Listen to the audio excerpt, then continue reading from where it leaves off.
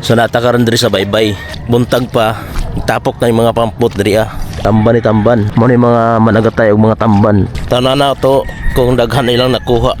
Medyo taas-taas ang hunas o kinahanglan yun nato ni Baklayon sa unahan para mapakita na ko sa inyo ang mga kuha sa mga managatay diri mismo sa Pasil, Buenavista, Agusan del Norte. So makita ninyo diha, presko pagid kaayo ang tamban nga imong makita diri So kini usa ni siya sa pangunahing pangisda sa mga managatay para makapalit og pangkonsumo sa pangadlaw-adlaw. Pero jakpat-jakpat ya po ang tirada ani. So makita nato diha, medyo ubay-ubay gyud ang ningtoy nga isda nga atong makita diri Pagkalami ra ba ani sa kinilaw kay hastang preskuha pa. Lami po din siya sa pinirito, inununan, sinugba, tinula or pwede sab magtrip og sotokil pagkalami ara gyud ani kay fresh from dagat pa wa pagid nimo agig ice kana bitong manggunitan pa nimo siya nga tuskig pa unya wa pa namula ang mata unya aside sa tuskig hamis pagyud siya kinsa may di maglaway ani nga halos 4 ka buwan na tawa ka kilaw ani kay karon pa man ta nakauli sa kadtong nangutana diha og pilang kilo ani as of karon nga adlaw is 35 gyud ang kilo ani og kung diri nimo ni paliton daplin sa dagat matamatahon ra nila pagtimbang o di ba ginansyado ka ang estimate nila nga 1 ka kilo niabot nag 2 ka kilo hapit kay mao lagi na amigo man ang amigo nga tagsar makita kinahanglan magina nila pagkapinan kay Pasko man basta kay sa una mao gini akong trabaho ang manghikit og tamban diri daplin sa baybay unya pag humana mo hikit bahin na din mi ana unya ang bahin na mo gamso naman ibulad naman basta kay ikaw na bahala magpaigo